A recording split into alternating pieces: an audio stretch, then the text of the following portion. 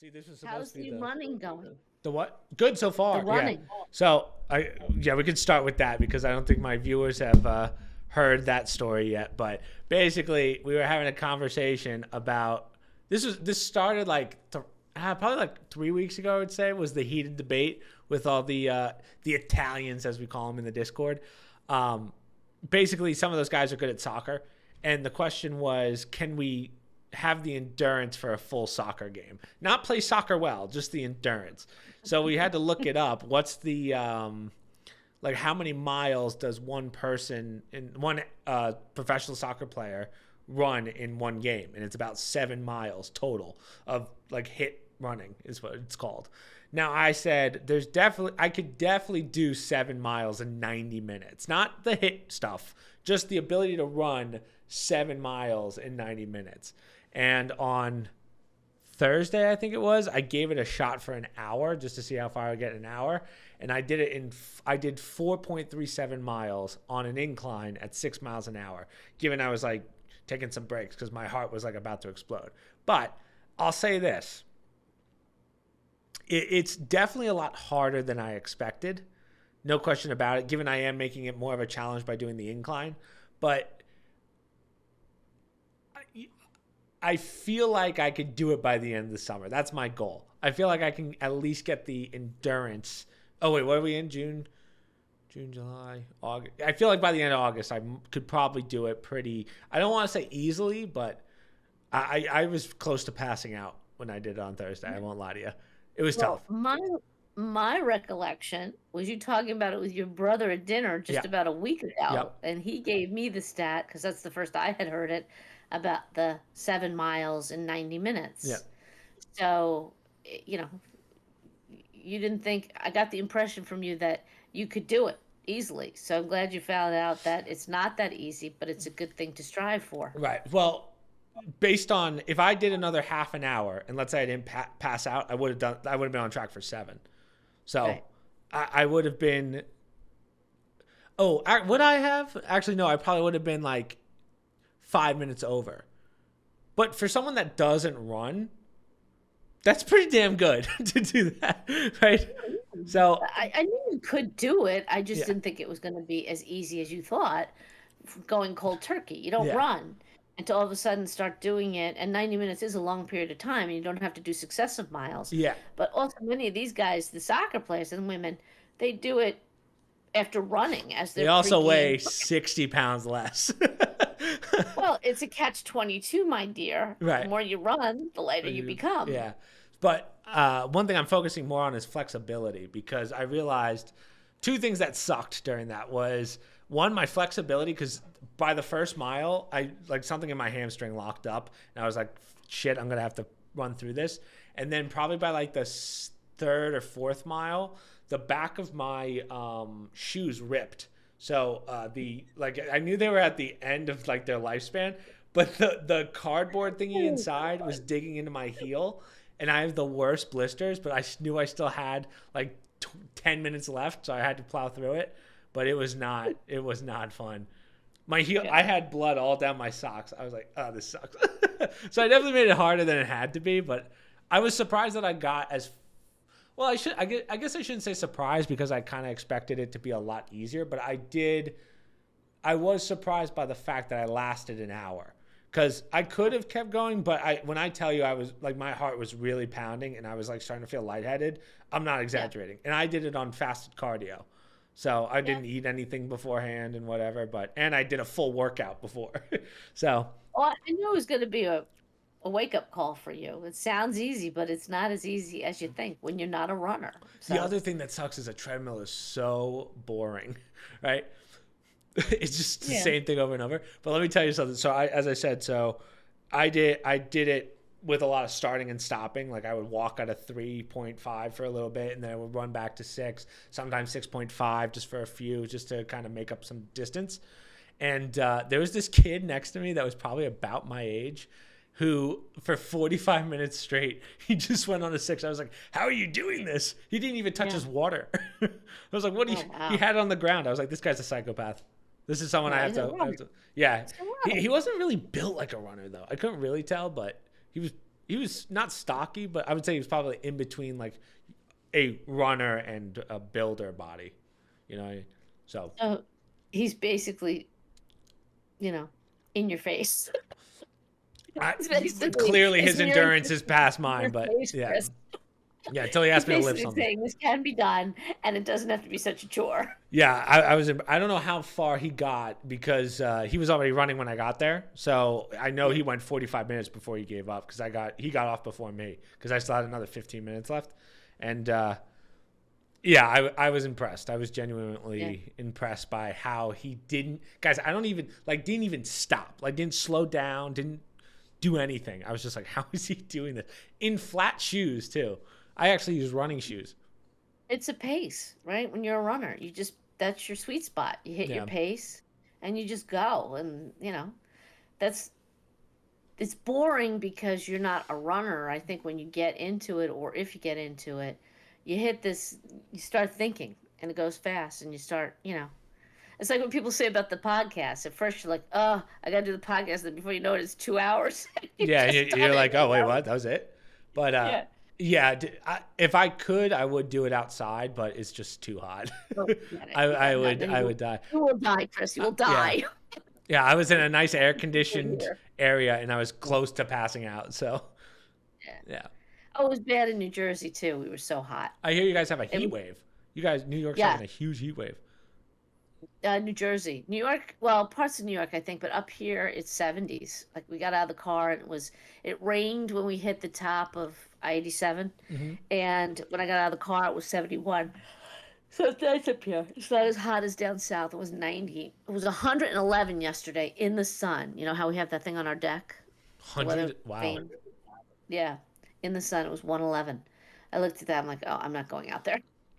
Jeez. I'm not even looking out the window. It's just too hot. I saw a world record the other day. It was a fun fact world record where one of the deserts, I don't remember which one, highest recorded heat in history, which was 201. Oh my God. Yeah. So I want to step out there to know what it feels like, but I feel like instantly I would just get burned. Like the second I walk, I'd get burned. Yeah. It's like an oven, 150 degrees. You're cooking things. Heat, but you're cooking things. Yeah. But yeah, it's been hot as hell down here. I see all these memes and all these newspapers showing people with a frying pan cooking an egg outside. Oh, yeah. You ever see people put cookies in their windshield? They'll put like a tray of cookies and it bakes the cookies. Cook the cookies. Yeah. Okay. Yeah. So, wow.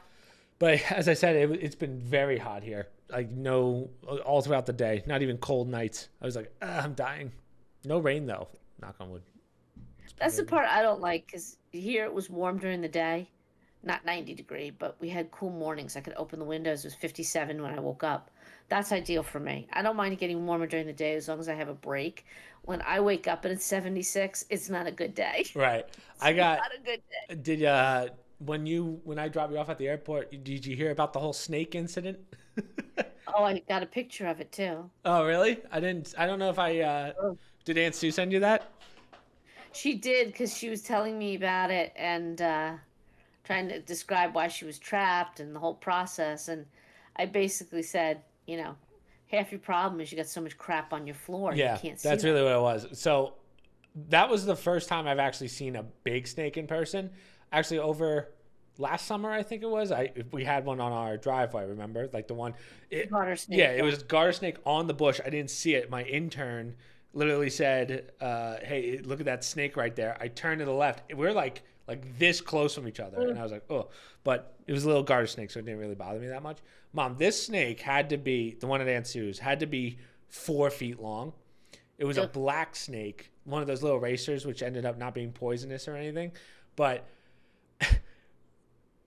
We waited for these people to come, and they did not come for like an hour and a half. They were like, we're on our way. They never even bothered. I looked down. There is something menacing about a snake sticking its head out and looking around. I'm not a snake person. It took me about 45 minutes to like get used to it to the point where I would go up to it sort of and kind of coerce it out so I could try and get it with like pin it. And, I'll tell you, when you have a snake looking at you and it's doing that head bob thing and looks around with the tongue out, you're like, okay, this is a little gross. So Uncle Jerry goes to golf. So I said, I'll stay until this person comes. The guy never showed up.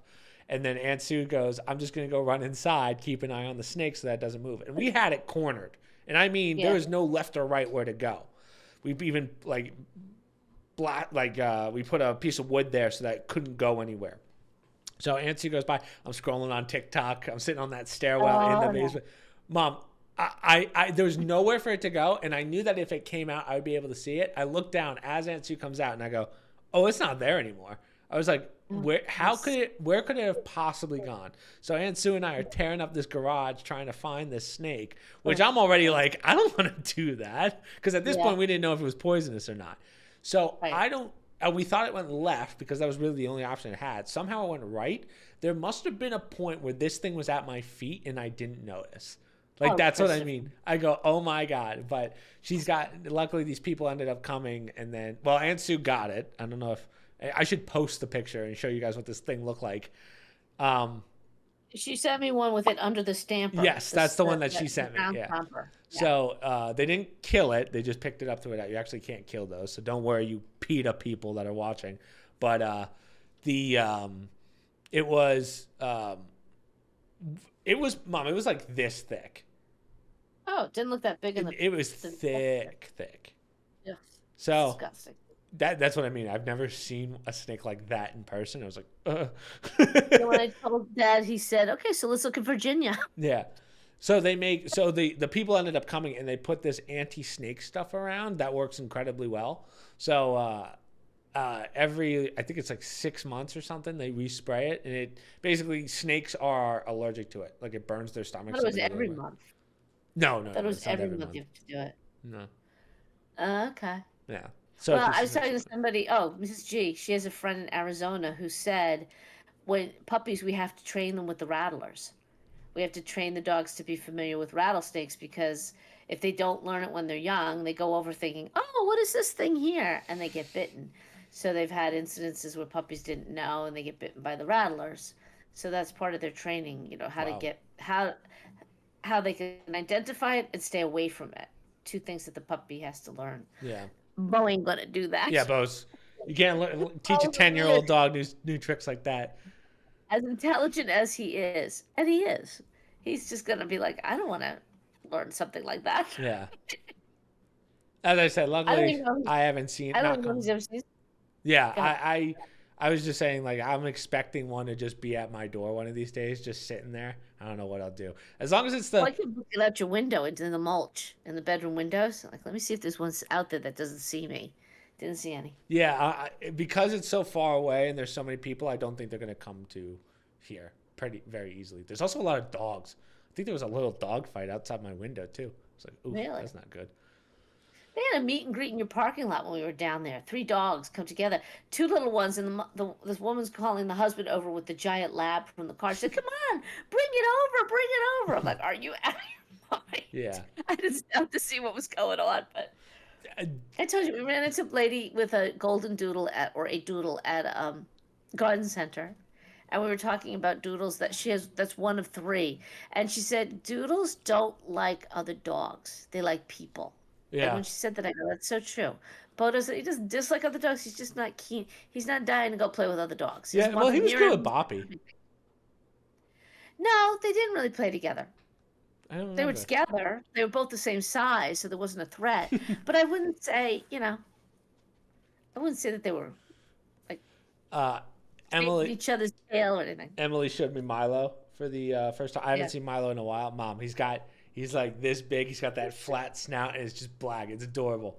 Just a little black What is he snout. again? He's a Shih Tzu. What type of dog? He's a Shih Tzu. Okay. Yeah. Okay. So okay. I'm excited. I can't wait to freaking grab his head.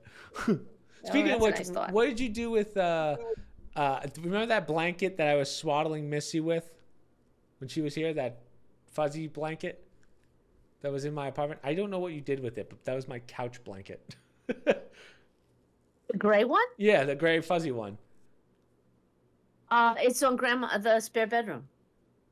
Oh, you put it on the bed? Like you made the bed? It was meant for Grandma. I didn't realize you used it. No, I use it all the time for that's when I watch movies in my projector. You're lying, because when I got there, then it's not the same blanket. Because when I got there, it was still in the wrapper in Grandma's in your closet.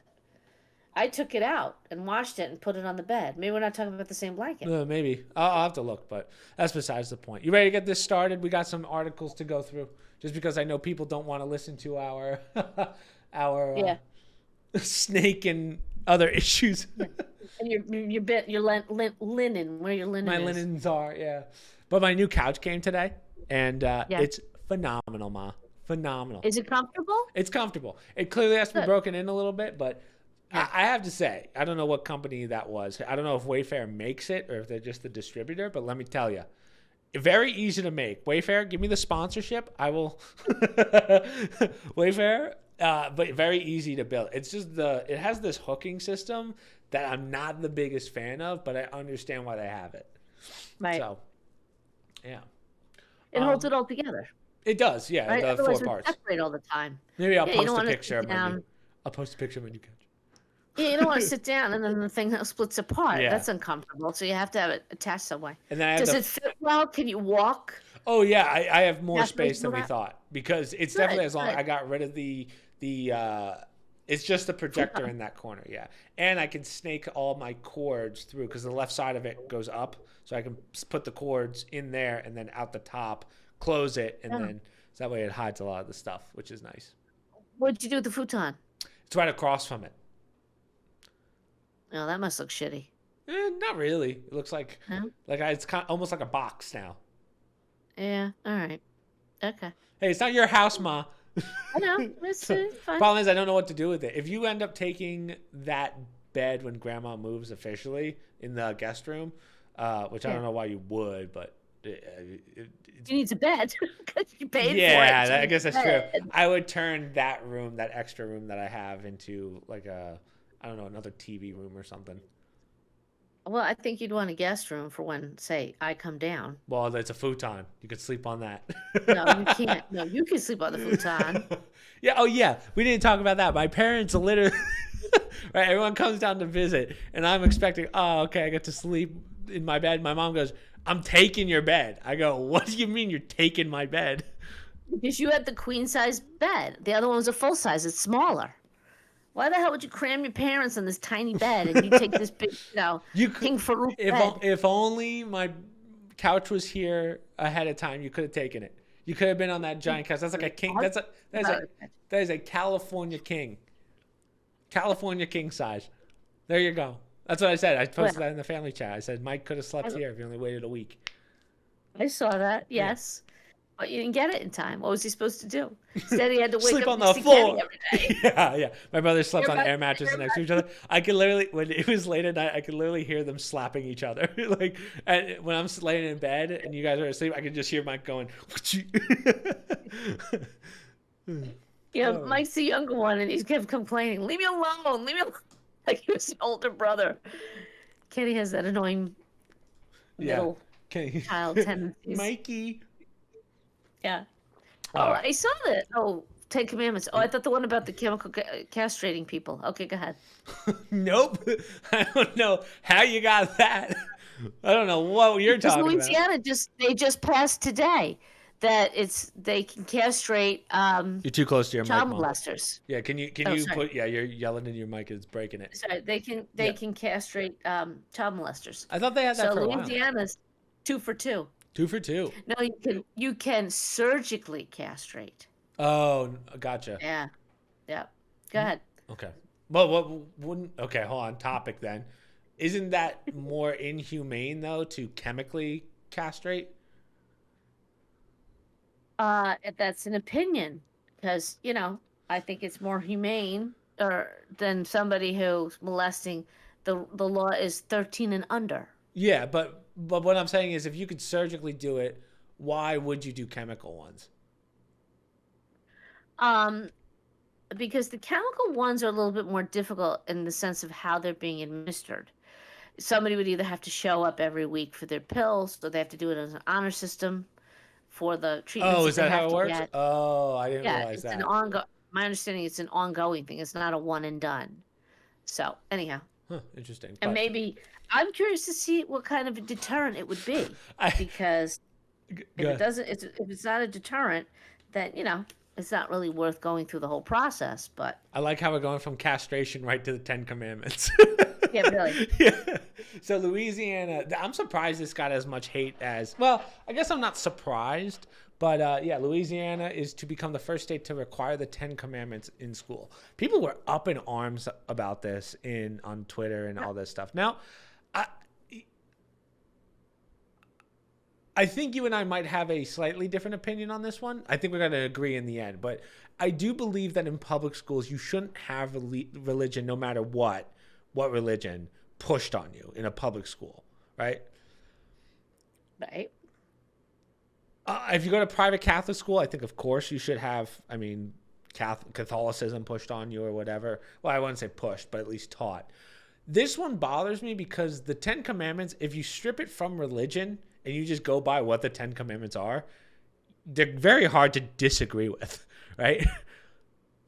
Right. So, well, unless you're somebody who doesn't agree with God, who doesn't believe that there is a God. Sure. If you're an atheist. But if you were to break down the Ten Commandments of just rules, let's just say they're laws, like strip it of the religious aspect, right? If you look at the Ten Commandments, it's very hard to disagree.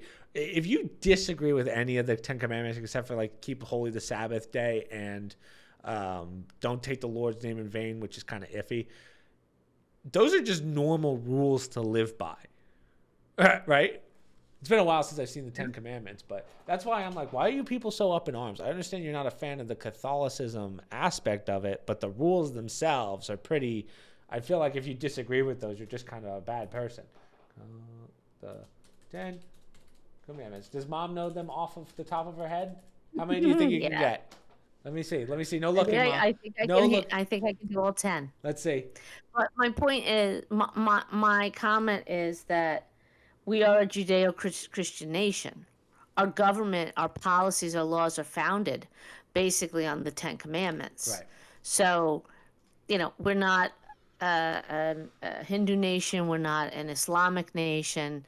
We were founded by Christians. So naturally, our laws stem from Christian values, from the Ten Commandments. Right. So now you got the only ones that I can see would be a problem, and what I mean by problem is you are kind of forcing the religious aspect, is the first 3, I think it is. Right? Because those are the only ones that actually have to... Oh, 4, yeah. Keep holy the Sabbath day, which, again, if you're not Catholic or whatever, I don't know what religions don't have a holy day, except for atheism, of course, but... And the Ten Commandments come from the Old Testament, Jewish. Yeah. It was later part of the Christian and Roman Catholic eventually. Cornerstones, because it's based on the Jewish faith and the Old Testament faith. But I have to believe that the Muslim faith and Islamic faith have some kind of holy day, like during the week. Do. Yeah, they have the Quran, and they have a list of what. So the only religion that doesn't, in quote unquote religion, that doesn't have a keep holy the Sabbath day is atheism and agnosticism. Oh, well, do they have, I don't know if they have a special day of the week. They have multiple times throughout the day in Islam, right? Right. They have the praying multiple times in the day. I'm not that well familiar with it, or it's been a while, but, well, I would interpret... I don't know that the Hindus have a Sabbath. I don't know. Right. I know they go to temple on certain days, certain Sheikh and, the Shiite and whatnot, but I don't know about, Can I cut in real fast though, Mother? So... by Sabbath day, we consider that the holy day Sunday, which is church.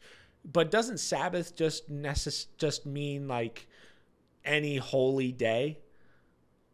So technically Islamic faith, every day is a holy day for them, but they're still keeping the holy day. Well, yes and no. I mean, we're supposed to keep... Holy days came out of religion, not the Ten Commandments. Right. So remember, keeping the Sabbath holy is based on the story of Genesis, the creation, when the seventh day God rested. Right. Is that literal? No. But the point was, our God, Christian God, Jewish God, says it's important to have a day of not working, which people take that for granted, that you've been sanctioned by your creator, that it's okay to take one day and not have to work, right? It's not a God that wants you to toil every day. There is value in taking a day and resting. And that's why that's important. The Sabbath day. Um, what is that day? Is it a Sunday? No, that's what the church came up with as the Right. actual day. I don't know. I mean, when I interpret it in some ways, I say it's nice to have a day. The point is, the God said, you should take a day. There should be a day when you don't do anything. You don't toil, you don't work, you don't study, you don't, whatever that day has to be, just to take time. And I think that's become more valuable even now when people can't unplug, can't Yeah. relax, can't stop their mind, et cetera, et cetera. We've talked about that on the podcast. But yeah, so a Sabbath day is a day of rest. Everybody has usually a day or a time built into their faith. Right. And then the other three right there. You shall not take the Lord's name in vain. That's another one that's tough to push on people who are in a public school aspect, right? Because you're saying basically, I think the more general way of putting that is no swearing, right? Like there's no need to swear. Well, let's take a step back. I don't have a problem with the Ten Commandments being in a school. I also don't have a problem with the Ten Commandments not being allowed in Yeah. public school. Okay? What I have a problem with is when you have other ideologies that are allowed, but you don't allow the original Christian one from which all our rights, like atheism, you're allowed to practice that religion, all our rights come from the Ten Commandments and Christianity, the Judeo Christian faith. The actual right to not have to have a religion. Right. Ironically, that comes from our religious rights, from the belief that God created man, that we have our own conscience, our own right, and government can't force us to do things. Yeah. So if you're going to take it out of, if you're going to say there's no religion in public schools, oh, fine. Get the ideology out, get the transgenderism out, get the, Pride Day stuff out. Just focus on reading, writing, arithmetic, Well, blah, blah, blah. you would consider that so you're just mean anything that's extracurricular, not in the education system, because transgender isn't a religion. No, well, I would differ with you on that. Really? Transgenderism, DEI, racism, Black Lives Matters, all these things have become a religion if you go by the strict definition of a religion.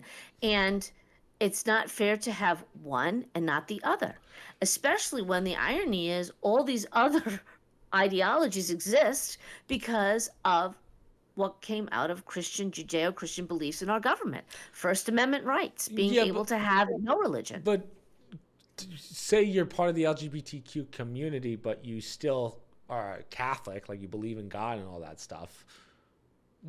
That tells me it's an ideology, not a religion.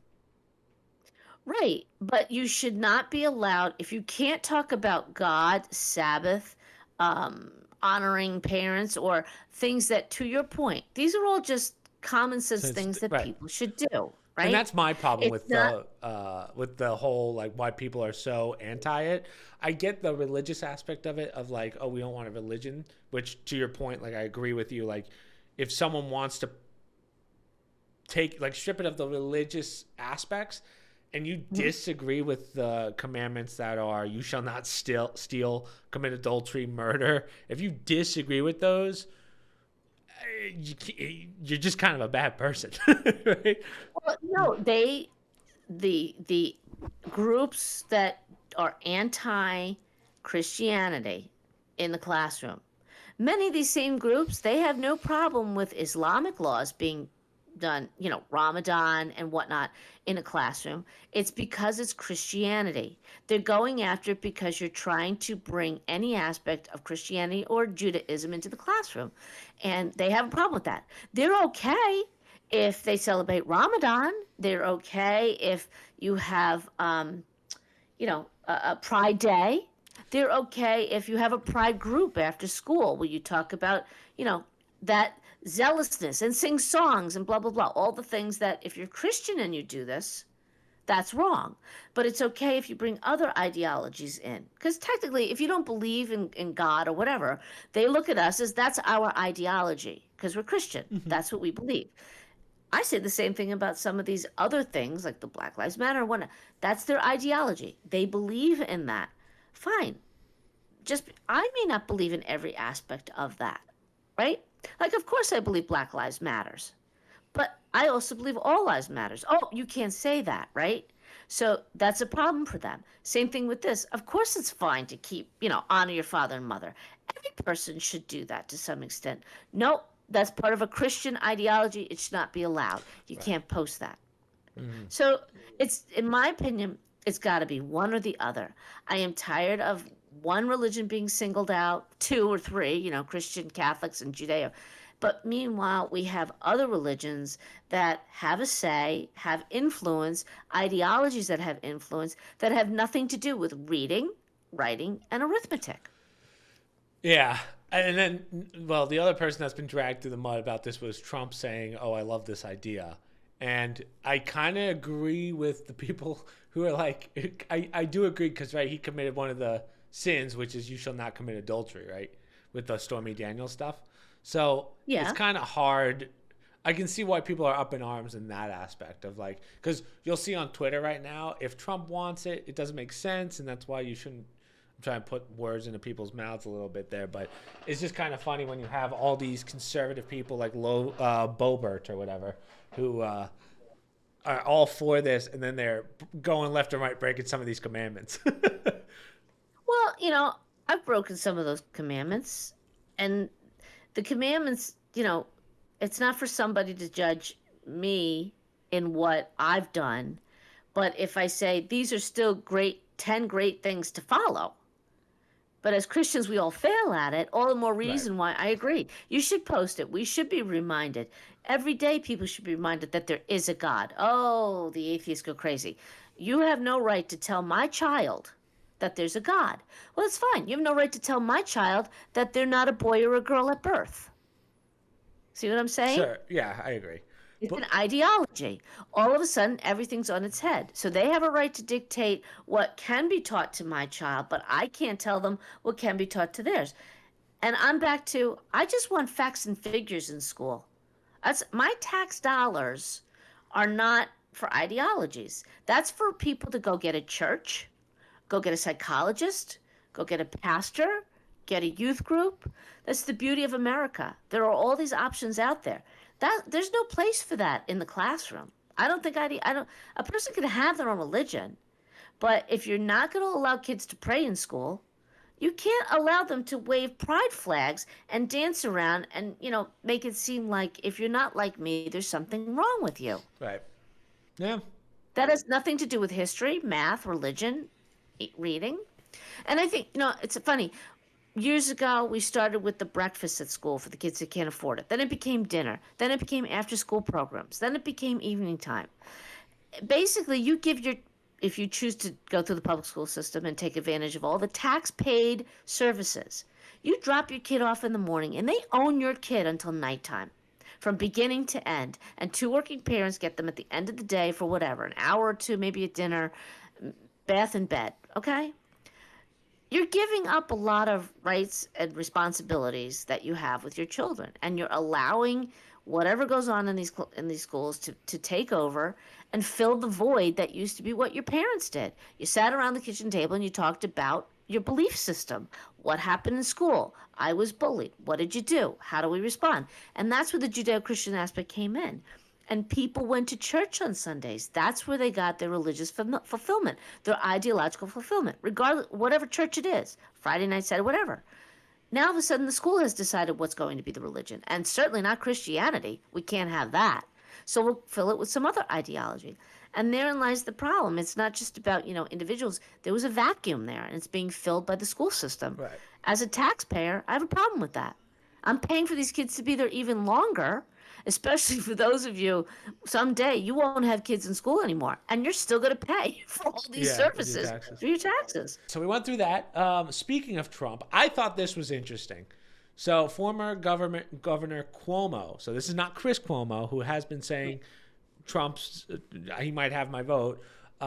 This is the other Cuomo, Andrew Cuomo. Jeez, I struggled with his name for a second. He seems like such a distant past now. Yeah. Right. So he says he kind of agrees with his brother. If he wasn't running, this case would never be brought. And there's two things to this that I question, Mother. And you probably have more insight than I do. Do you think this is, hey, I'm finally out of office. I don't have higher level people breathing down my neck. And now I can say what I've truly believed this whole time, like my brother is? Or is this, I've been doing the same thing for so long. If this continues and the Republicans start going after Democrats, I'm shit out of luck.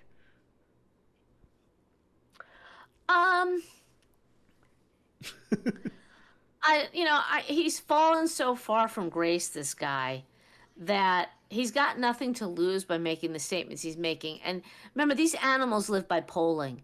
And this whole case was such a disaster for the Democrats from beginning to end that they just can't even get out of it now. So I think even some of the disgraced Democrats, if they have any hope of bringing any sort of polling back to towards them, positive Hold polling. on. Can I pause you for a second? Is that Grandma's TV in the background that I hear? Could be. I have the door That is shut, so loud. I'm know, keeping that I know. in. Wow. Sorry, Graham. But continue, please. So anyhow, I think it's becoming so blatantly obvious that for him to say anything otherwise when he's so deep in doo-doo right now, that and remember, he's getting a lot of attention on both sides of the aisle now. Now he's appealing to I don't want to say the conservative side, but the Trump side, which now we're in a different realm. He is the candidate for the Republican Party. He's one of two in the next election. It's not like he's one of, a few who are running for the Republican. So by doing that, he opens himself up to the other side of the ticket, right? Yeah. To the Republican side for people who support Trump to say, oh, maybe he's not so bad. The problem They're is, not going to vote for Cuomo, but... Yeah, the problem is Cuomo kind of really messed up with the whole COVID thing where he was putting all the senior citizens in. And now he's kind of known for that because he... Again, allegedly, I don't know if it was ever. Well, no, he fell from grace because of the sexual harassment, right? So I forgot about that. Yeah. Yes, that's why he fell from grace. But some say that was a cover up to save him from the nursing home disaster. Right. And he was like, "That's just what we Italians do." Remember? Right. Which, by the way, our New Jersey governor allegedly did the same thing, and he's, he hasn't been touched about that. And who's the other one? Connecticut? I can't remember which other governor in this area. They did the same thing. So all those guys were shitting pickles for a while there because it was heating up. And then this guy gets hit with sexual harassment. All of a sudden, it falls off the radar about the nursing homes, right? And they were focused on that. So one could say Cuomo took the hit for the other ones after COVID and was kicked out, fell from grace. Because of he had the very blatant, sexual harassment, and women were coming out of the woodwork over him. Yeah, I'm just surprised that because I know his brother is now who was the former CNN guy. Was it CNN that he was on, or was it MSNBC? Yeah, I think so. MSNBC or CNN. CNN, and now he's kind of like I don't like Trump, but I understand I have to vote for him. And whereas this one's kind of the same concept, and I think a lot more Democrats are starting to realize that this whole court doesn't make sense. Did you see Judge Judy get absolutely she was destroying someone on it was definitely CNN. I don't know the guy's name, but she was basically talking about the law and how it doesn't work, and now how it doesn't make sense. What Trump did isn't illegal. But again, something. She was on with Mike Wallace. You're talking about the one with Mike Wallace, yeah. the report. And she just basically said, but you know what? I only saw a portion of that, and what I liked about her approach, which I've always said.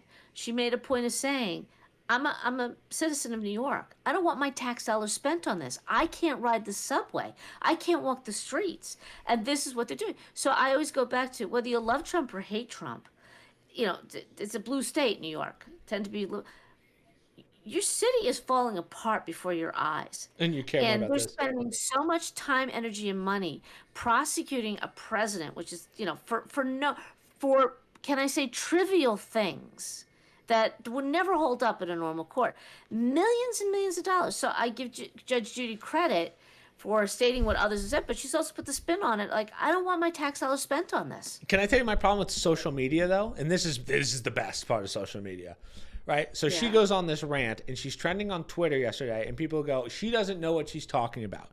She's been a judge for 50 years, and somehow some no name on Twitter is going to be like, she doesn't know what she's talking about. You know? And has made a ton of money in her TV career, more so than Tons. she did. Yeah, she's a multi-hundred millionaire. And she's very, she's a judge. She knows the law. She maybe did small claim stuff. I don't know her whole history. Yeah. But as a taxpaying citizen, she has a right to state the obvious. I don't want my money spent on this. Right. And yeah. on top of it, I'm a judge who knows it's a waste of money. It's not even a valid case. Yeah. So it's just fun. I'm curious to see if this starts a wave of Democratic politicians starting to really talk about the actual lawsuit, not who it is, but the lawsuit itself. Because I know, as we talk about all the time, I know people that are so far left that even they're like, yeah, this doesn't make sense. And this bothers me more. Did you see that even Fox News posted that Biden is up in the polls by 0.1 of a vote or whatever?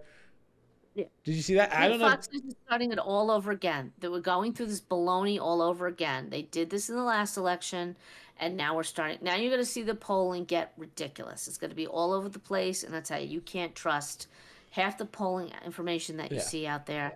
And if anybody who believes that it wasn't stolen, okay, Trump was up the whole time, and then all of a sudden Biden won. Okay, fine, wasn't stolen. So now, what does the polling mean if you look at it now? Yeah, doesn't make sense, but that's besides the point. Speaking, right, this is gonna be a tough transition. Oh, wrong thing, but not this one. Speaking of the sexual, you know what? Let me just say something. Ann Coulter did a great article talking about the Trump case. Right now, she's no fan of Trump because she feels he betrayed her as president. Okay. She did an article, and she posted every story.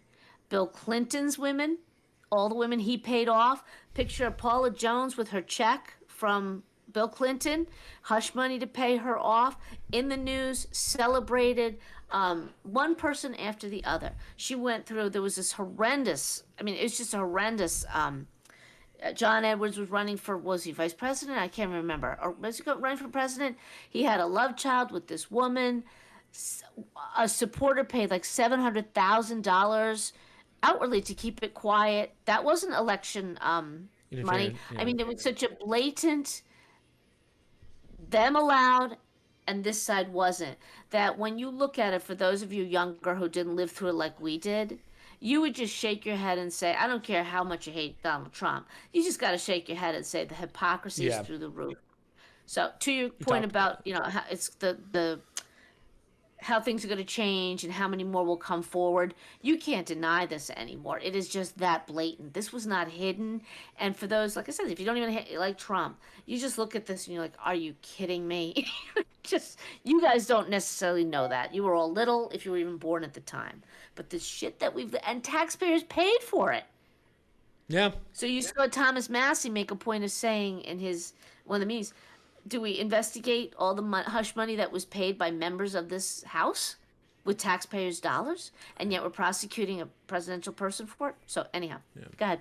So, not to make a darker situation dark, but we were just talking about the sexual harassment or sexual conduct that Cuomo did. Well, we just had a bombshell of news come out last night. So Dr. Disrespect he was trending on Twitter because apparently well, let's go back, Ma, because I got to fill you in on this one, which I know I was supposed to send you the articles before, but I completely forgot. But so a long time ago, Dr. Disrespect got banned on Twitch, and no one knows why. So years go by. This was probably 3 or 4 years ago he got banned. And who is he? He's an influencer? He was the biggest streamer before like Ninja and all those guys came out. Before Fortnite. Okay. So like before Fortnite started, he was the guy. So I think like 4 years ago now, he got banned from Twitch, and no one knew why. It was just, hey, we can't talk about it, whatever. So last night, some Twitch employee who's pretty high up there, I guess he's a well-known Twitch employee, posts that the reason that he got banned was because he was having messages with minors, like a sex, something with minors. And that was what the ban was about. You knew they were minors? Well, hold on. He knew their mind. Let's get into it real fast.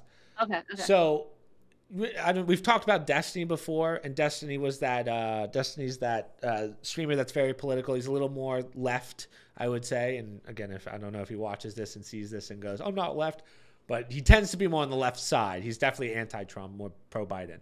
Okay. But he had, I don't know the context if it was his podcast or some podcast he was on, and he said, the guy across from him said, sorry, I have to be very specific with this one because I don't said what this tweet was, which was he got banned because he was having relations or trying to meet up with a underaged woman at one of these Twitch cons or whatever.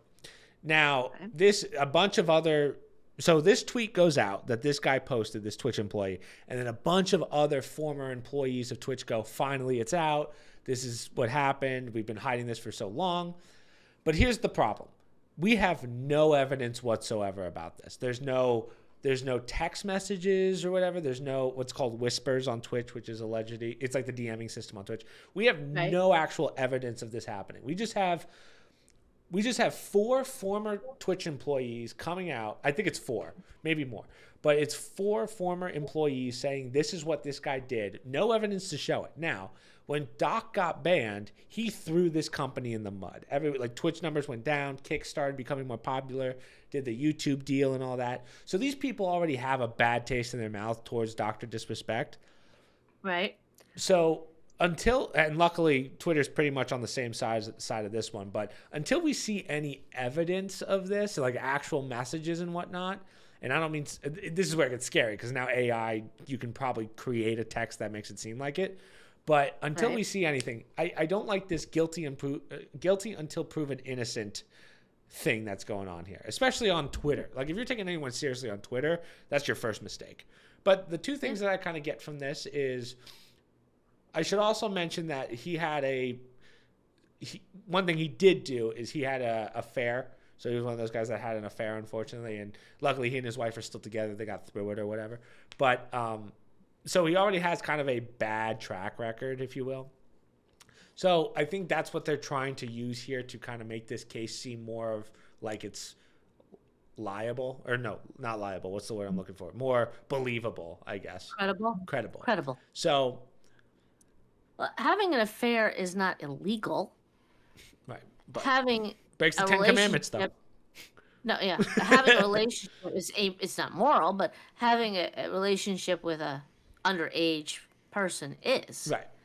There's a difference. Right. You know? Absolutely. But we still have this person's life. Right. We still have no physical evidence that this is true. This is just word of mouth. Now, the two things that bother me about this is Destiny, who is a political streamer who always brings up facts, evidence, statistics, is willing to just throw this out into the wind with no evidence, right? It baffles me how a guy who's very about these facts, no feeling, well, actually, he's a guy that says I feel a lot, but like I feel like this is, which again, when in a debate, that's a different topic. I won't get into that. I don't think he's a great debater. He's a guy with good information, gets his facts and statistics. So when he says something like this with no evidence, no credibility, just, oh, I believe you, then I go, okay, something's not right here. And a little suspicious. Yeah, it's a little suspicious for one. And two, and this is the second thing I get from this, there's not enough defamation lawsuits out there. I think we need to get more defamation lawsuits out there. Because if you're going to make a claim like that, you better have some damn good evidence to back that up. If you don't and you make that claim, I hope to God, Dr. Disrespect hits you with a defamation lawsuit. And I would say that about anyone who gets a false claim on them and it ends up not being true. Having an affair, to your point, is one thing because it's not illegal. But if you're talking about something with a minor where it is illegal and is jail time, you better be goddamn sure that you have evidence to back that up. And maybe he does, and that's why he said it. Has Dr. Disrespect responded yet to any of this? He responded today, actually, and his tweet was like, obviously there's a lot of legal stuff, but I did not do anything wrong. Because he's still fighting the legal battle with Twitch from years ago. It's not completely finished. So it's one of these things how until we get evidence, I'm not going to say he's guilty. And a lot of people right now are saying, oh, this piece of crap human being, when it's like, we still have no evidence of this. So what happens if he gets acquitted, right? Or we find out it doesn't even happen. It never happened. What do you do to these people that are dragging them through the mud right now, who are saying all this stuff? It's like, oh, they just move on with their lives? No. No, the damage is done. Exactly. Yeah, the damage is done, and there's not much you could do. Speaking, there was a go ahead. Can I? Yeah. So this is an even crazier one. Remember all the Kevin Spacey stuff? Right? Yes. Did you know that he got like the people that came out about him, that downfall? All those people were caught lying. So none of it was true. He's completely out right now, and he was innocent the whole time. They ended that trial. I mean, I didn't follow that case, to be honest. As of it just seemed a couple months ago, he completely gone. It turned out they lied.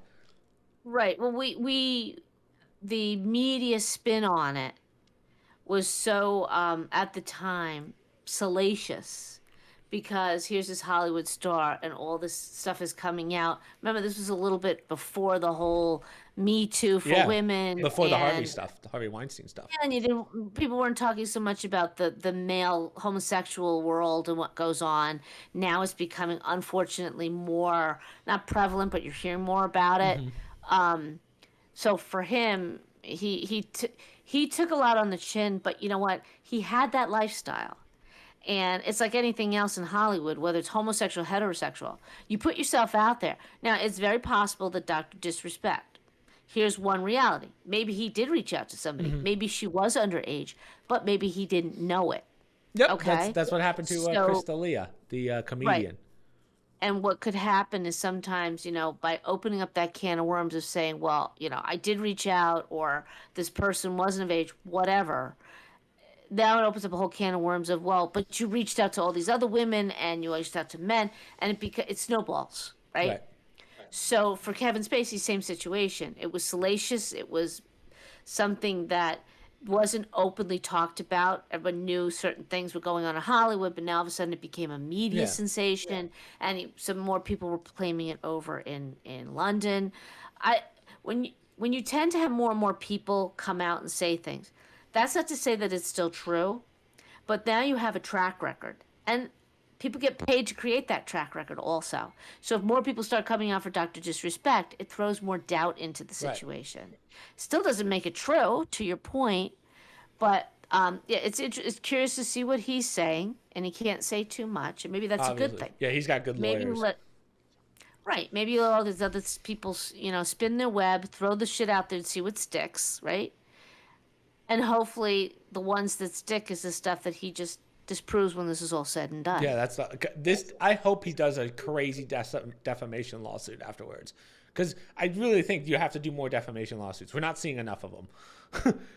Well, there's a few things that you have to, when it comes to defamation lawsuits, again, I'm not a lawyer, you have to prove that you've been harmed by it. Well, he's going to lose sponsors over this, 100%. Well, maybe, but you're going to have to prove that, if it does happen. You're going to have to really prove, how you are harmed.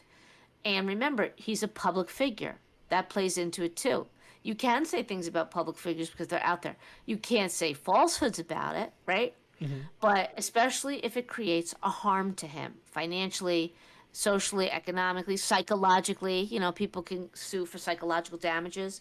So all that has to play into it. So if you're somebody, who leads a crazy lifestyle, and you're out there and you're swinging and you're contacting young women, it's very hard to turn around and say, oh, well, that particular one harmed me. Right. Luckily, he's not a public person. He actually has he's a public person, but he plays a persona, right? That's not what he actually looks like. Most people, it wasn't until a couple years ago he actually did like a face reveal and we put a face to a person. So that's what I mean. He's pretty quiet in his life besides, like he's very good at keeping his personal life and fame life kind of separate, right? It's definitely harder when you get to his level, right?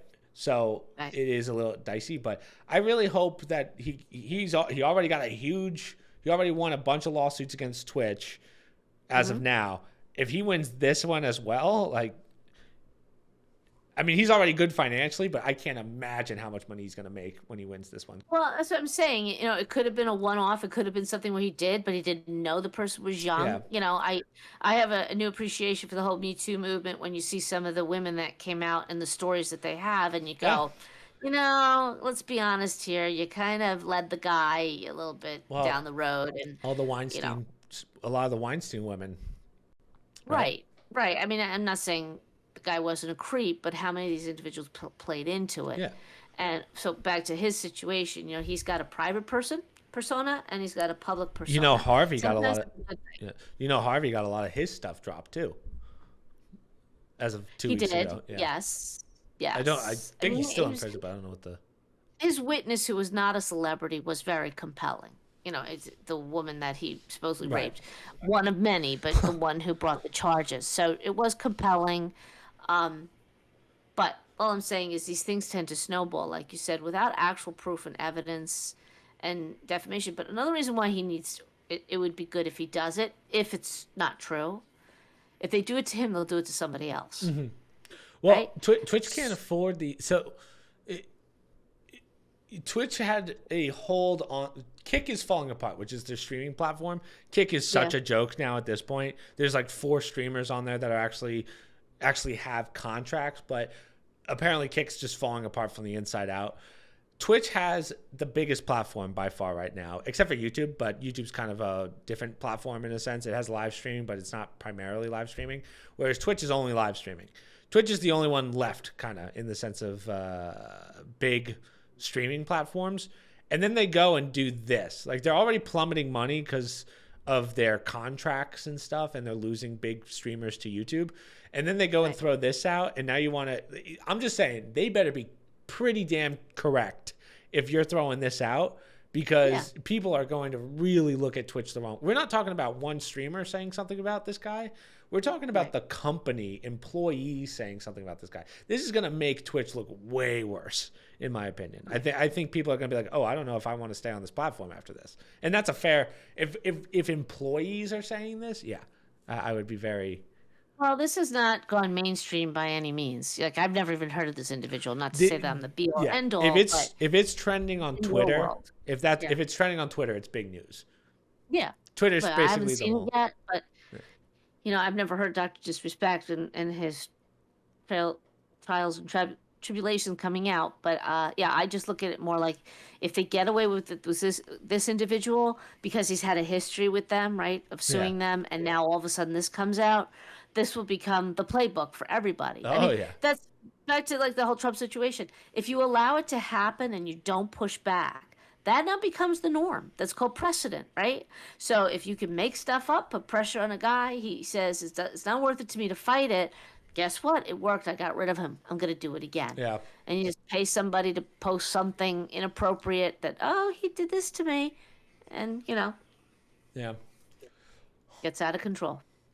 How about, speaking of Kevin Spacey and being gay, Queen selling song catalog to Sony for record-breaking £1 billion, which is like 1.27 USD. Billion US dollars. Yeah. Wow, did I nail that? Wow. Ooh, I can't believe I did that conversion like that. That was kind of a guess. Apparently they've pretty much sold a lot of stuff from Queen, especially Freddie Mercury. His piano went for $2.2 million. Wow. I guess they did an estate sale a few years ago. The piano that he wrote, Bohemian Rhapsody, the paper that had it was originally called Mongolian Rhapsody. It was crossed out and said Bohemian. He wrote it on some airline napkin.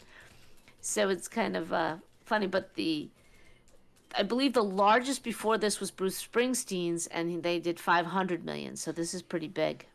Sony Music stake buys Michael Jackson's catalog, valuing rights over the $1.2 billion deal, which is likely worth $600 million, includes half the late star's publishing and record masters. That's what I was going to say. I thought Michael Jackson was up there because they talk about Bruce Springsteen, which was apparently the largest. 500. 500. But I would have thought Michael Jackson's was way bigger. Like, I don't know why they didn't talk about his. I didn't research it. I just went by this article and what they had said about it it was Yahoo News. So they mentioned Springsteen, and then they just talked about some of the individual things. You know what? That's like when Trump goes, you know what you are? You're Yahoo, because you're going by Yahoo News. Yahoo. You're you. Yahoo. Yeah. I mean, legend. Freddie Mercury might still be one of the greatest male singers of all time. Yeah, it was quite a run for Queen, and they're still going strong. I don't know if they put out any albums, the remaining three, Well, Adam but Lambert Adam Lambert, I think it is the lead of Queen now. is he? Yeah, Oh, I the didn't know that. I believe it's They've Adam had no Lambert. new songs, right? Have they had any new albums? Yeah, this guy, Adam Lambert. He's the Yeah, I know he is. yeah He was one of the singers, right? America's Got Talent or yeah. So he's Idol, one of those people. Queen and Adam Lambert is what it's called now. So Okay. yeah. So as of Gee, it looks those are like some shoes to follow. yeah. Well, he's a good singer, no question about it. But Freddie he's Mercury level? I don't know. yeah, I haven't it's heard tough. anything. He is a good singer and he does hold it well, but it's very hard to compete to Freddie Mercury. The only person I would say might be close is Brendan Urie from Panic at the Disco. He's one of the very few Yeah. I would say can do it. You're still the Brendan Urie groupie, aren't you? Well, He hasn't done much lately either. yeah, I but haven't heard much out of him. from voices that have that kind of vocal range, I can't think of any other male singer that has that. Yeah, not a contemporary one, but yeah, I agree. I'm trying to think of. He did a song. And the stage, but see, he did. Freddie Mercury was a stage presence too. Absolutely. He wasn't just a singer, even though he was phenomenal, and a pianist. He was phenomenal, but he wrote music, right? He wrote lyrics, and he was a stage presence, and he was a presence at a time where, gay men were not accepted. Well, It was like when did he become open about it? Because that wasn't his full I career, don't right? think he ever wasn't. He was never not open about it in that sense. It's just People knew. he didn't. I don't know, like he didn't make an issue of it because it was who he was, and everyone was fine with that. Because also in the entertainment industry, the gay people they've been around for Yeah. since the beginning of time, and they were always part of the Look industry. at Elton John. So right, and people just accepted it. That it wasn't. It wasn't about. It was about the music. It wasn't about his lifestyle. But you knew that was his lifestyle. That was his That was his persona. But he was also on the side, unfortunately, part of the whole HIV/AIDS period in time. Yeah.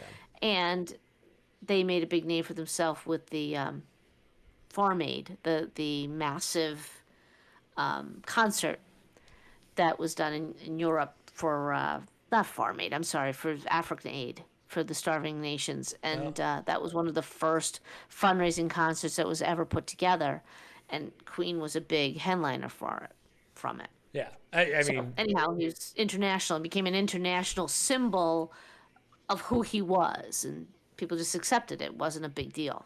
yeah. I mean, obviously one of the greats when it comes to music, no question about it. He's definitely in that Yeah. It's a bigger Mount Rushmore than just 4 people, but he's definitely at the top. No question about that. Between him and Michael Jackson. Right, and it's unfortunate because in the sense that Queen is a band, right? I've never seen the Bohemian Rhapsody show about Freddie Mercury's Oh, the life. movie? Yeah. The movie, yeah. But as a band, they were 4 talented performers, writers, musicians. I mean, I know the guitarist because he's done songs with other well-known performers. He just sucked all the oxygen out of the room. Yeah. Freddie Yeah, Freddie was Mercury. just so much bigger than everyone else, Right. That's just who he Right. was. I mean, you could say he was maybe maybe the greatest stage performance of all time. I can't think of, especially even at that No, time. I mean he was up there because he was a performer. Maybe I mean, Cyndi look at that Lauper. picture. Cyndi Lauper was probably up there for females from stage. Cyndi Lauper? Yeah, Boy, that's a name out of nowhere. Cyndi Lauper was the one that girls that just want to have fun and all that. Right? Yeah, I don't know. I wouldn't call her a big stage performer. Really? Okay. Yeah, I don't. No, Have you ever seen a stage performance with Cyndi Lauper? you can't say that with the Taylor Swift. No.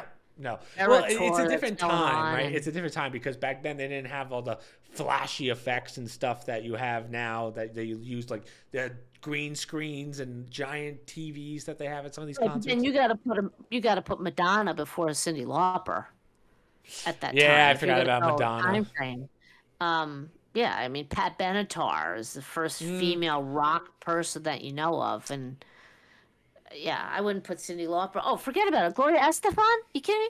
I can't believe that your brother in Miami didn't know who Gloria Estefan was. I She don't. was like it for Cuban singers in the 80s and the 90s. I gotta look at. I guess I might be confusing her with.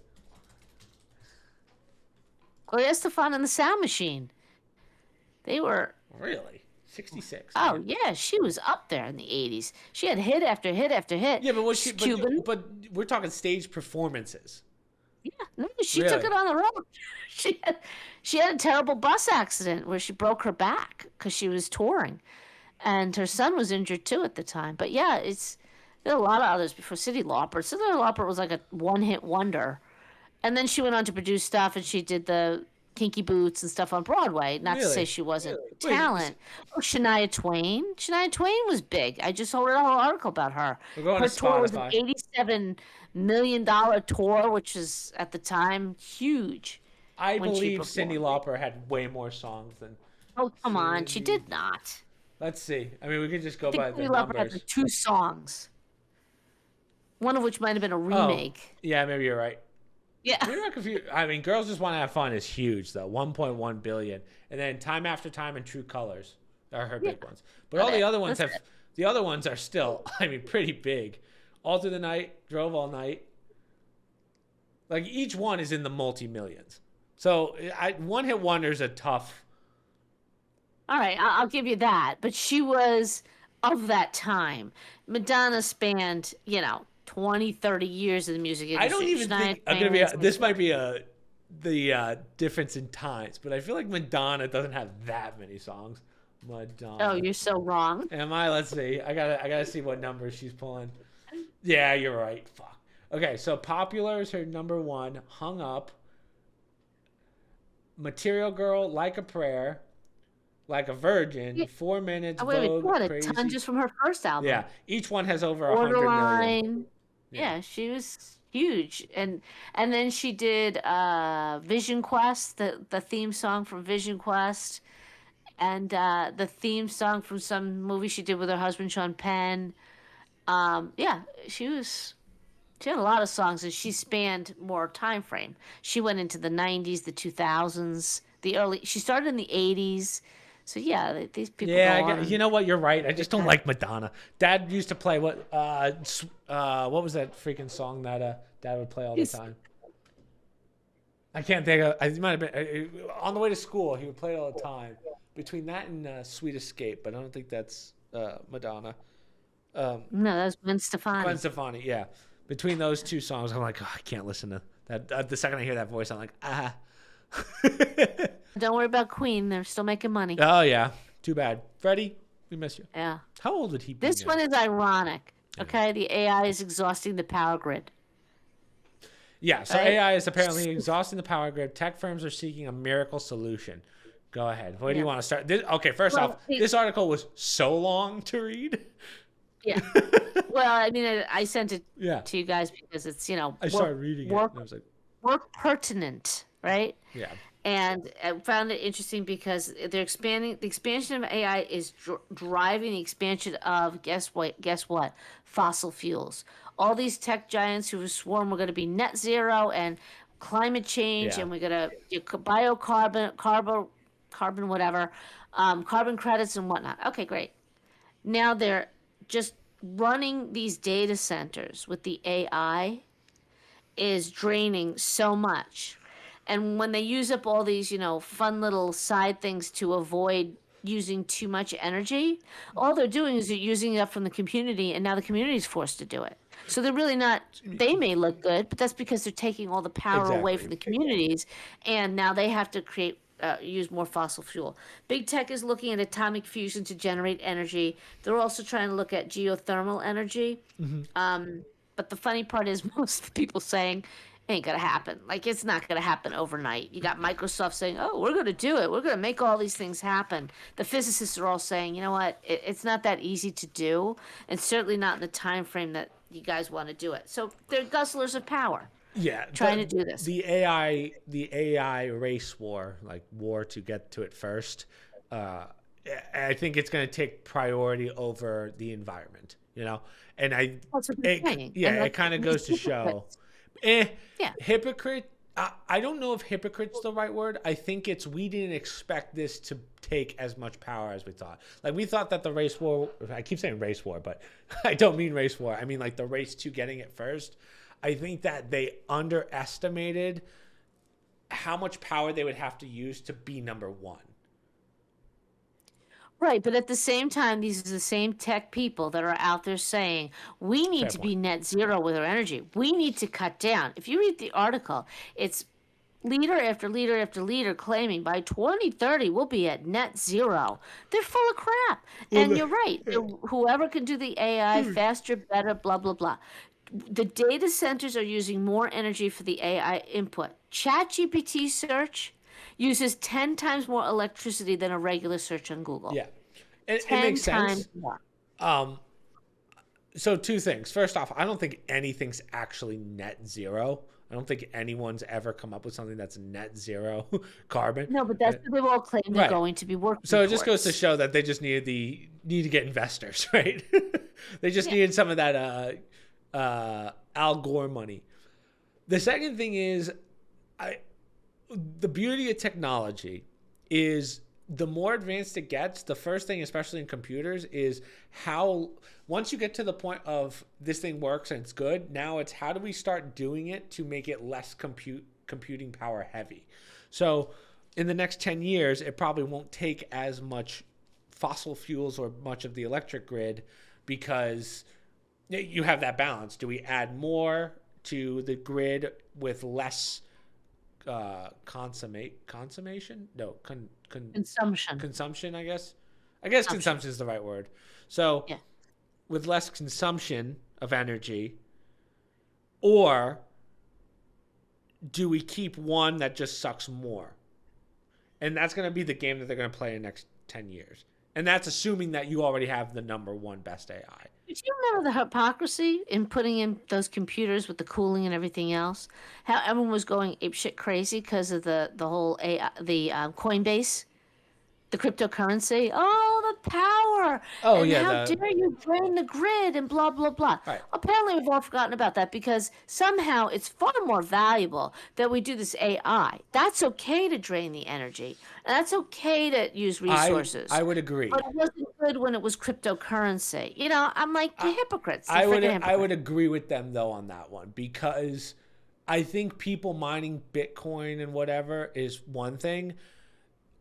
As you know, and we talk about it all the time, I think that the capabilities of AI in the wrong hands is way more dangerous than people mining Bitcoin on the electric grid. Yeah, but you know what? I got California telling me I can no longer drive a gas-powered car by 2030. Okay? Yeah, I just saw a whole thing on So, that's not happening. So, well, I know, but because of that, the ideology of that, you're telling the average person, not a tech billionaire like Bill Gates who could afford any car he wants to, you're telling moms and pops out there trying to raise a family that you now have to pay more for a car. It's far more important that we take all the energy that we keep pointing our finger at you guys for using too much of and exert all of that on AI because they think it's more valuable. You know what? Maybe people in the tech world think it is. I'm skeptical because, you know, all these wonderful things are supposed to change my life. They're making it worse from what I can see. Or as we go through the process, the bad is outweighing the good when it comes to all the technical stuff we've been told that are going to be so great down the road. But it's all fine and well. I just resent the fact these are the same people claiming net zero and we have to cut down and we can't be doing more. But it's okay because it's AI. yeah, I think to me, and I'm going to make the comparison here, it's kind of like when we put a crazy amount of money into our military. I think it's the same concept. But instead of money, you're doing computing power and electricity. So a report came out Too just close as to a your side, mic, since by the you way. Yeah. a report came out just as an aside that we have now surpassed. We pay more in debt on our money that we owe for our government than we do on our military or our defense. That's And probably that true. has always been the first thing that happens in every civilization that has declined through the centuries. Yeah, and I would believe that would happen no matter what over time, right? You're going to end up paying. If you go Well, 1,000 years with credit cards, when we have people that don't even know the difference between a credit card and a debit card, that's going to happen. you understand. I You're get what you're paying, saying. yeah. Yeah. So you're weakening your country militarily and you're weakening it financially, Yeah. which is a recipe for disaster. And the reason why I bring that is because you said that about, the military or the Well, I'm seeing it. spending on Let me defense. put it this way. In this regard, I'm seeing AI as a military weapon, not as like let me search for something. Like that's the race that we're talking about. Because at a certain point, and of course there's a lot to it, like I would put AI under military budget. Okay. Like I have no that's what I opinion on that. see. Sadly, I don't trust the military in our country. I mean, we're at that point. I don't know that I want them running it. I really don't. I don't I'm know not who saying would I do want them that. running it. I'm just saying it from a perspective of how important it is for our country's safety. I would put it up there with our military. That's what I'm saying. Oh, okay. That's Yeah. different than what you said Yeah. before, but okay. Because I that's why I suppose, but don't. That's why I think it's going to be one of those situations where I think what's more important than cutting down on the electricity is how do we upgrade the power grid to take it. And obviously, our president selling off 90% of our power grid doesn't help. But I think I would, from a protection standpoint and a military and being the number one standpoint, I think it's more important to buff the electric grid for the AI than to change AI so it takes less electricity. oh, they're actually talking about bringing coal power I saw plants that. back. Yeah. Some of them they're going to retire, and now they're saying, let's hold off. Again, Yeah. 2 years ago, we were hell bent for shutting down every coal plant. Our president ran on that. Okay? We got to shut those down. It's terrible. It's bad. Now, all of a sudden, we're rethinking it. I'm just saying to the listeners, take a step back.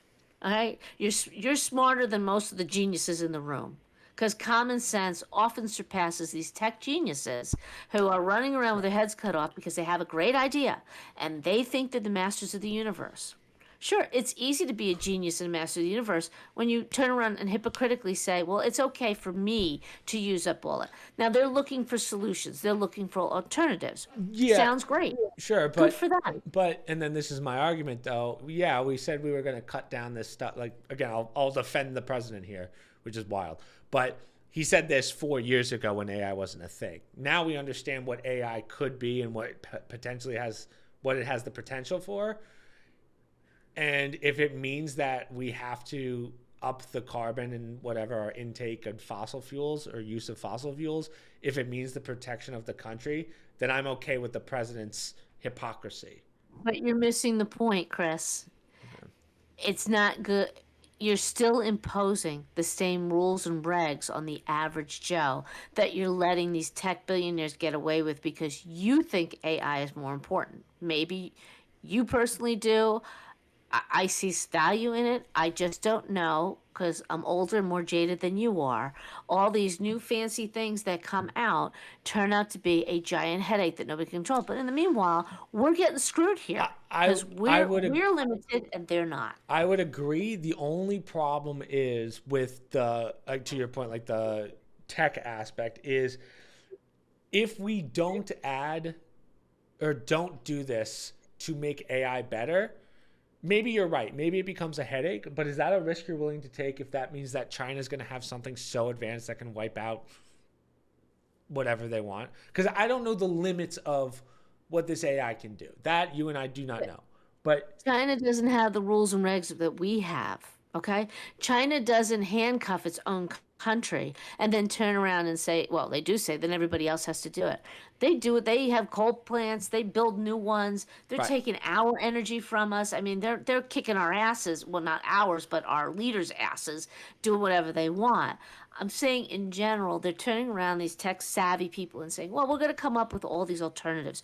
Don't worry, it'll be net zero. I know we have to fire up the coal plants now, but we need to generate all this power so AI can tell us how to not generate all this power, which is basically what it comes down to a gamble, in my opinion, right? It comes down to a gamble. I have Do you trust physicists the who are not right, but I have physicists in this article who are not idiots by any means, who are saying you're not going to be able to do this anytime soon. Yeah. You just can't. Atomic fusion and whatnot. Agreed, but it's again, it goes back to my question of let's say we do nothing. let's say we just keep it as it is right now, electric grid, we'll just keep it. What happens when another country, not even China, let's say Russia or whatever, comes up with an AI, and they've been putting all their resources into it, and now our AIs are way less, and now we're at that military point where it's destroying our military, right, overseas or whatever. Then are you willing to make the change of, oh, maybe it was a good idea to use these fossil fuels, even though we said we wouldn't? Hey, I'm not anti-fossil fuel. That's the Yeah. point. Yeah, I get that, but Ironically, that's the question I'm most asking. people are not saying what these tech people are saying because we're not hypocrites, right? Right. I can think of lots of ways to control our carbon output, you know, before I have uh, these tech guys come along and say, well, we're going to tell you you have to. You know, I'm not against it. I'm not saying that they shouldn't do it.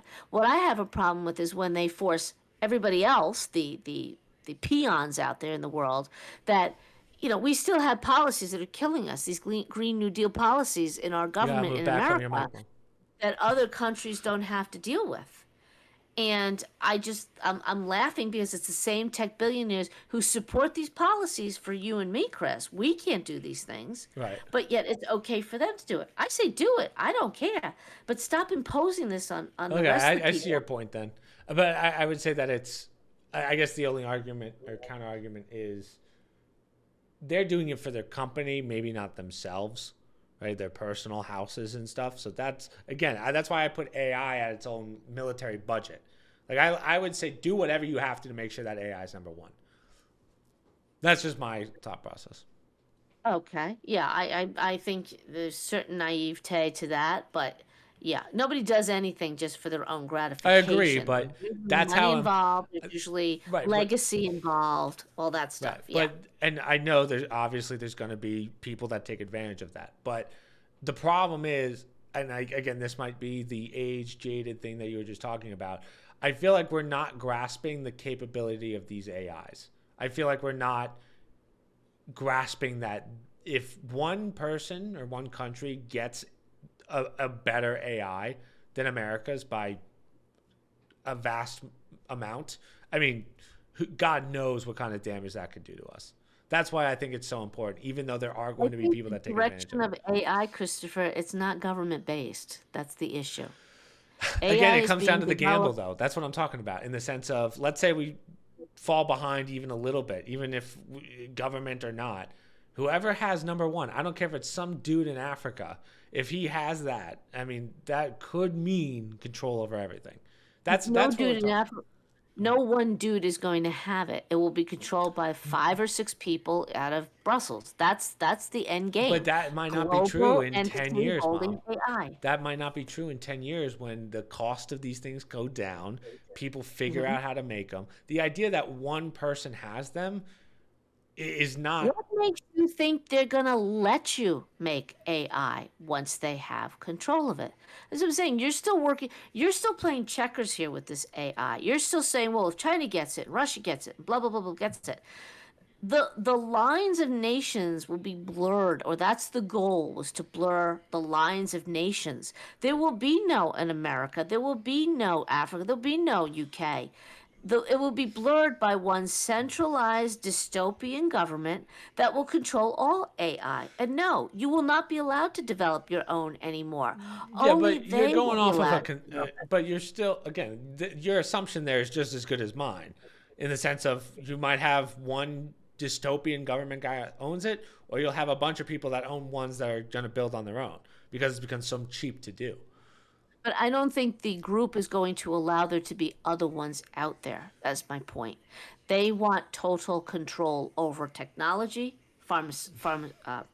pharmaceuticals, or medical care, and they're making moves towards that. They want it centralized in one location, happens to be in Europe. So when you tell me AI and all its capabilities and where we're going with it, many of these tech billionaires buy into that shit with the EU.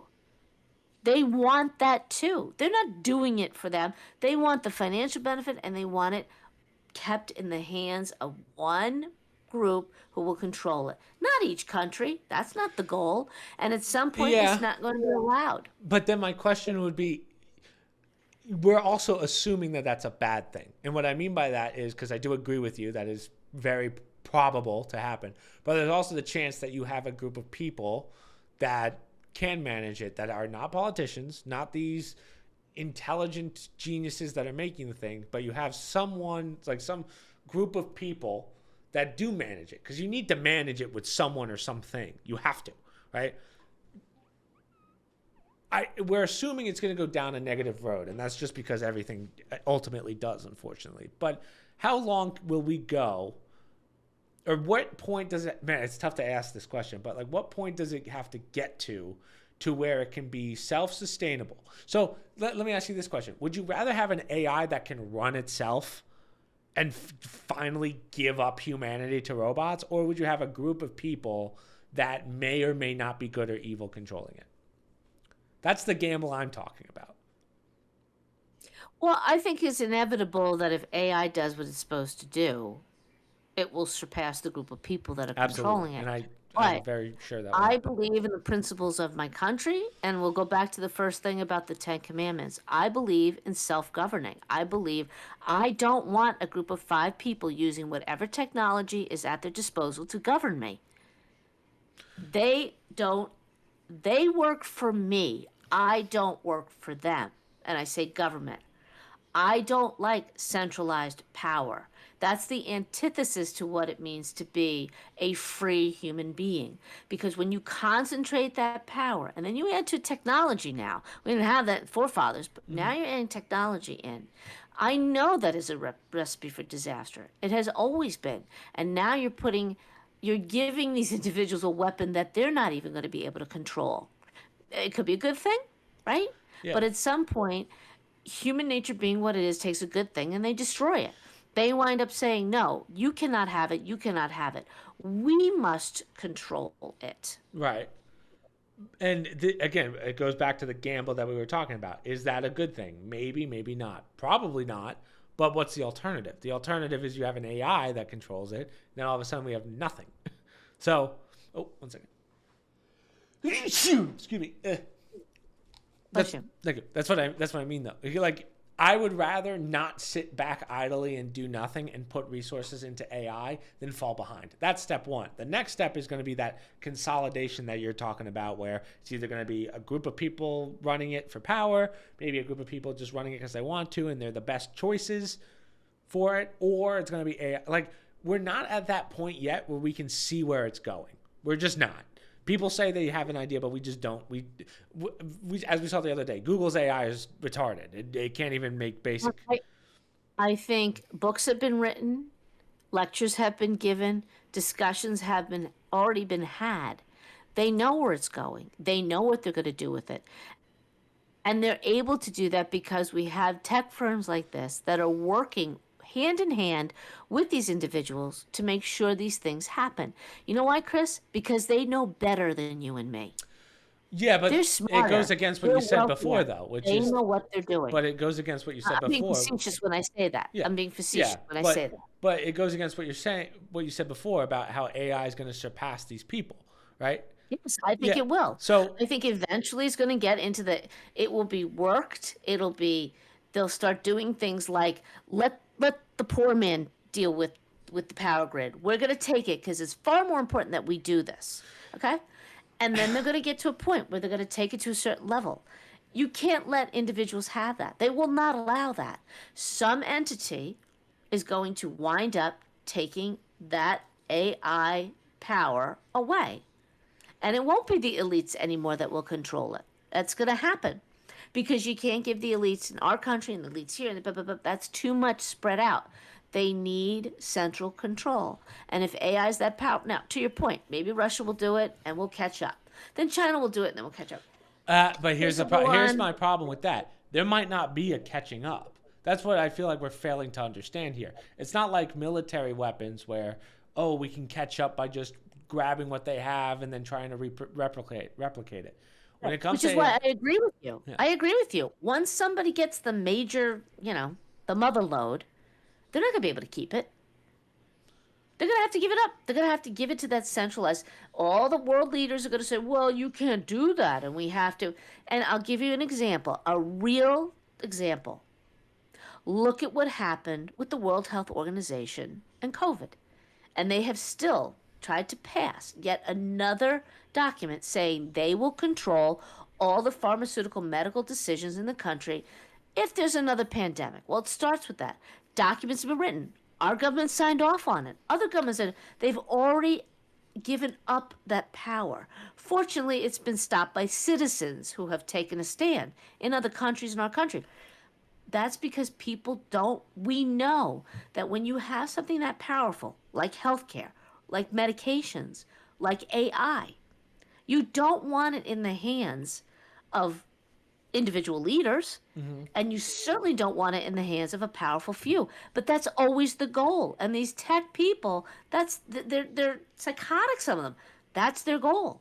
You can't give it to the common man. You can't just let America have it. They don't know what to do with it. Well, the You can't just let common China have it. man will, yeah, again, it goes back to technology, and that's why technology is different. The common man will eventually have it, right? Think about cell phones, right? The ability to get the internet. That used to be only government. Then all of a sudden we got it. Then the next person got it. Then cell phones. Our cell phone has more power in it than the space shuttle they allegedly sent to the moon. Right. And then you wind up getting legislation to control it, right? Sure, but Now can't go on social media in certain states and in certain countries, right? yeah, but there's ways Then we around that find out stuff. that You could Sure. like remember Then we that guy find that out built. that Apple can get information off of my phone. I never knew that, right? Then we find out the FBI can, or they can get a subpoena and they can go in and get information. The great, wonderful, secure cell phone. Now all of a sudden, not so secure, not so great, not so wonderful. Yeah, it's a technology that now we can't do without. But now we're realizing the limitations or things that we never knew were going to happen with this great technology. Yeah, Same thing will happen with AI. yeah. I don't know. I don't think that I still go back to my basic question of, is it better to be in last place by not improving on this, or do we continue to improve it and just in case and hope that not one person takes it over? I think, well, like I said, it's similar to the arms race, right? Yeah. How many nuclear weapons can you have? Who has the most? Who has the best one? Who's can break through defense systems, right? It's a race. It's an arms race, and nobody wins, right? And then you get to the point where we're at now, where now you got to negotiate. You can't have more than I have. Okay, I'll agree to that. But then you get a rogue nation that decides, oh, we're going to start our nuclear program. Well, no, you're not allowed to, right? Because we all decided you can't do. So, same thing will happen with AI. The Yeah. exact same thing. Yeah. Again, Until eventually, right. I don't know anyone that can actually predict what's going to happen with this down the. We're talking No, but less than it'll 100 years down negate the road. itself. Right. It's going to wind up You negating can only itself, hope. just like nuclear weapons. Yeah. Well, it's tough because nuclear weapons can't fire themselves on their own, whereas AI can fire a nuclear weapon whenever it wants. Right, but I'm saying the concept or the idea of these things. Well, that's why it's so similar. hard, because it's conceptually not the same as anything we've ever had. This is the first time we're going to have something that will surpass humans. Don't know when, it's just a matter of time. And that's not, we could call that doom and gloom or whatnot. But that's why it's so different than anything else. All these people that are saying, well, I predict this is going to happen, they're just wrong. You don't know what's going to happen. You're not going to beat a computer. Nobody knows what's going to happen, but you can go by a track record. You can go by human nature. You can go by certain things to say this is, and you can go by individuals who are in power who say, this is what we intend to do. And every step of the way, that's been happening. Yeah, but again, we're still talking about what people think are going to. We know what's going to get us to the point where this thing can do things on its own. We know those steps. The scary part is what happens after we get to that final step where we have a number one AI that can do it all. That's the part that no one's going to be able to answer. Right, and that's when I need these tech savvy individuals who are so intelligent and so on board with it. I need these individuals to understand humanity and understand we need to control how far we can take it. And I don't want to trust people to take humanity into consideration when right now they're treating humanity like garbage and basically saying, we're wonderful, we're net zero, you guys are using all the fuel. That's because you're taking it all from us. Right. See what I mean? These are supposed to be my moral leaders someday, controlling AI, and right now they're being hypocritical over the process of creating the AI? Yeah. I don't know. That's one you and I are not going to solve on a podcast, unfortunately. Nope, absolutely not. So we just did an hour 40. That was a longer one today. That was like Yeah. that was like the one with Aunt Sue. But hey, listen, we got a big week ahead. We got the debate this week Yeah, that's going to be. We're between gonna the two have to watch that. presidents. And probably even more important than that, because who knows what that thing's going to look like. We got a lot of big decisions coming out of the Supreme Court. So many that they might be adding extra consideration days. And some of these decisions could radically change, in my opinion, a good way, the way our government functions. We might see some major improvements. So we have a lot to talk about if we podcast next weekend, if all these things are coming out. We can start doing the live podcast again at some point. We don't have to do it now, but my internet's good at this point. It's pretty much fixed. I might just throw in my booster just to get a more stable connection, but so far so good. Can't complain. So yeah. I'd like to know, do people think I have like an aura around me? Yeah, I was thinking that. I was thinking that halfway through the podcast. I was like, I hope they know that there's a light behind Mom, and that's not just the. So the only things I have to promote, I've recorded so many videos this week because it's been a good week of games, but we had the podcast we had a speed run last Monday. We had the podcast with Aunt Sue, which is on YouTube and Spotify Wednesday and Thursday. And then yesterday I posted Trash Goblin, which was a pretty cool game. And then next week we're just going to continue the new Elden Ring DLC. So that's pretty much it. Broke all the records. Most paid for, most downloaded DLC of all time, I believe it won, which is pretty impressive. So yeah. Social media down below, promo codes down below, Discord down below, other stream links down below, and hopefully we'll see you guys. I'll see you at stream, and you'll see Mom next week. So.